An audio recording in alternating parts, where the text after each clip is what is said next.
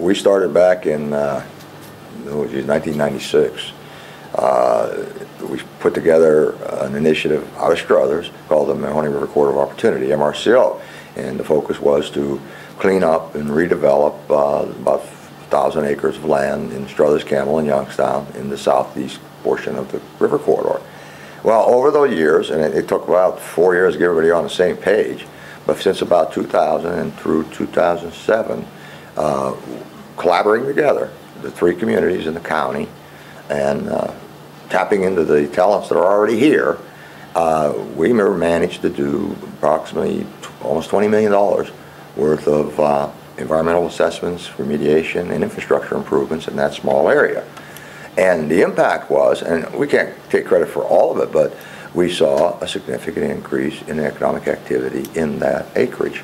For example, Castle was already there, but we assisted Castle in doing some work in the Castle Park. Astroshapes expanded as a result of the initiative and the partnership. The Casey Performance Park in Campbell, was made more accessible. Right now, in that small area, which is probably, maybe not even a mile long and a half mile wide, there are probably 800 jobs in there. Before the initiative started, there were less than 200 jobs there. All right, now I don't know that the initiative made the other 600 jobs or 700 jobs happen, but I know the initiative helped make it more conducive for those jobs to happen. And we cleaned up about 150 acres of land that now is ready for development. Additional land besides the land that's already being used.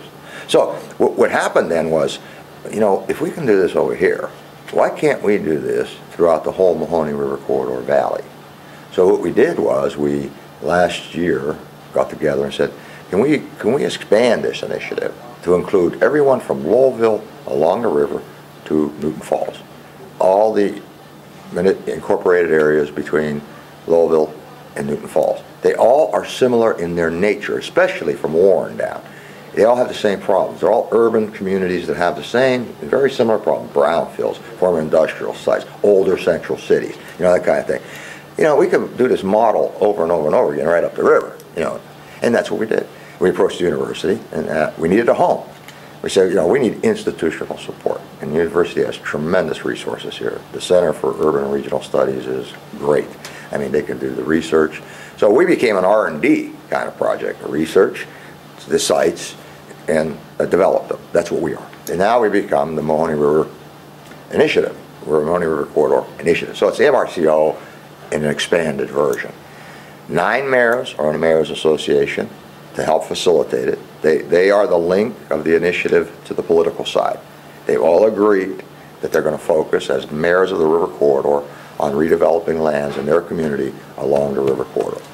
The MRC, which is the River Consortium people, identified 19 sites, through their activities that lend themselves either to economic development, recreational development, or preservation.